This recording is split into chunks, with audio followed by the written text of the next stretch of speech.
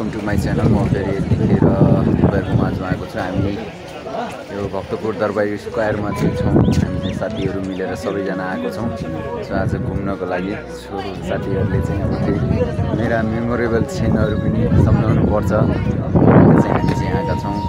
यतिखेर दरबारी स्क्वायरमा छु। यो अहिले मैले त एकदमै यो चेन्ज मानेको छु। तपाईँहरूले देख्न सक्नुहुन्छ यो दृश्य एकदमै चेन्ज छ। यो मन्दिर पनि यो यही हुनसक्छ सायद।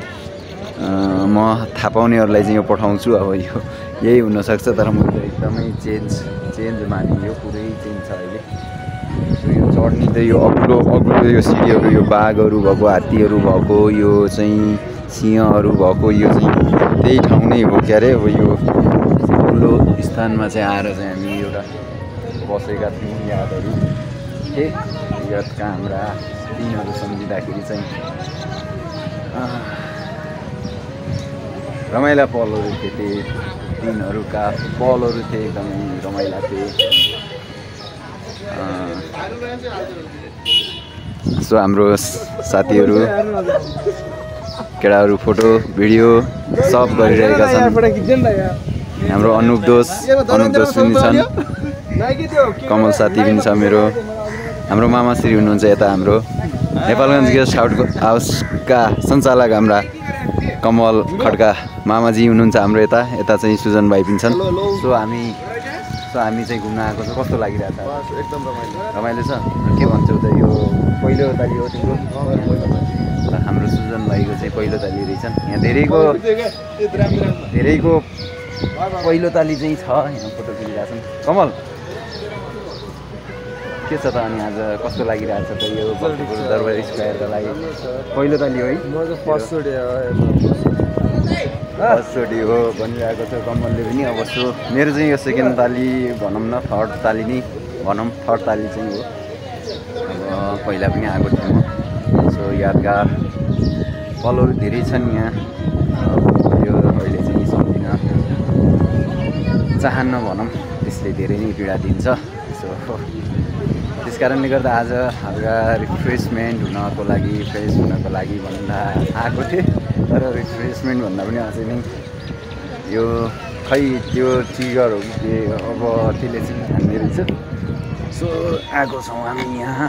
साथीहरू चाहिँ फोटो भिडियो खिचिरहेछन्। केही भन्दिनँ, जोडीहरू जताततै देखेको छ। जोडीहरू मात्रै देखिन्छन् यहाँ चाहिँ। यो दृश्य म चाहिँ माथि नै छु। सो यति अब पुग्यो मलाई। अबदेखि चाहिँ म आउँदिनँ। यति नै हो, पुग्यो। अब दिदी, मेरो एउटा दिदीलाई चाहिँ आज भेट्न पनि मन लागेको थियो। भेट हुन्छ कि भन्ने थियो। दिदी फेरि बिजी हुनुहुने रहेछ काममा। सो तिमी फेरि कामकै बेला चाहिँ यस्तो बाबु अब अर्को ताली भेटौँला नि त भन्नु थियो। ठिकै छ, दिदीको कुरालाई पनि अब मान्दै मैले ठिकै छ अर्को ताली भनेको छु क्यारे। अब कहिले भेट हुन्छ हुँदैन दिदीसँग, सो थाहा छैन मलाई चाहिँ। तर दिदीलाई चाहिँ भेट्न भन्नु चाहिँ लाग्यो थियो। एकदमै आत्मीय दिदी हुनुहुन्छ मेरो। सो धेरै कुरा चेन्ज भइसकेको छ। अब पछि जानु कति हुन्छ। सो एकपटक जान्न मन लागिरहेको थियो मलाई। एकपटक जान्छु भनेको थिएँ। सो आएँ आज।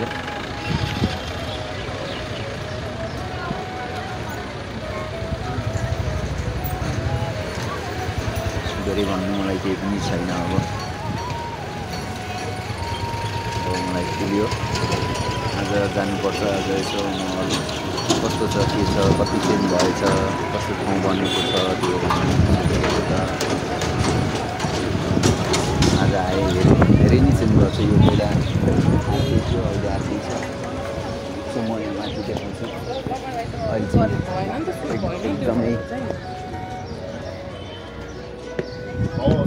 एकदमै चेन्ज।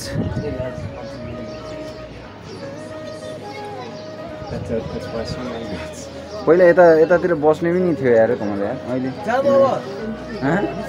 निस्किने यति एक ठाउँमा चाहिँ सिधो पोखरी जाउँ न त। ऊ यहीँ हो तल।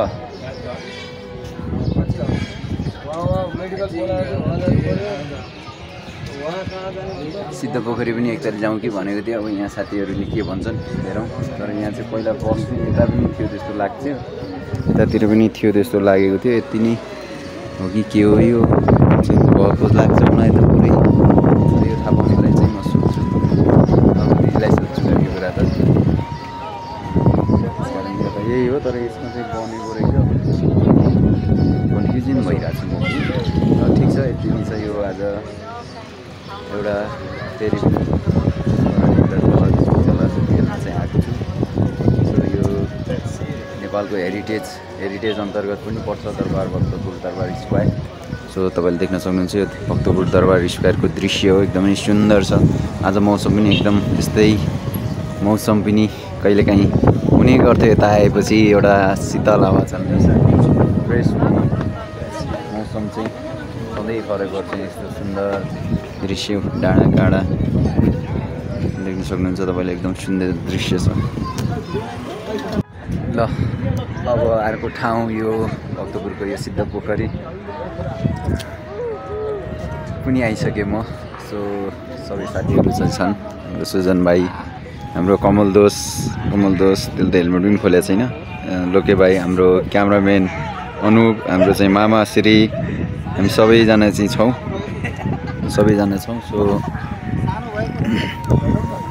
सो म चाहिँ आइसकेँ। यो ठाउँ त अब के कसरी भुल्न सक्छु। यो सुन्दर यो दृश्य, रमणीय दृश्य तपाईँले देख्न सक्नुहुन्छ। यतिखेर पानीको पनि यो आकाश, यो प्रकृति पनि रोइरहेछ यतिखेर।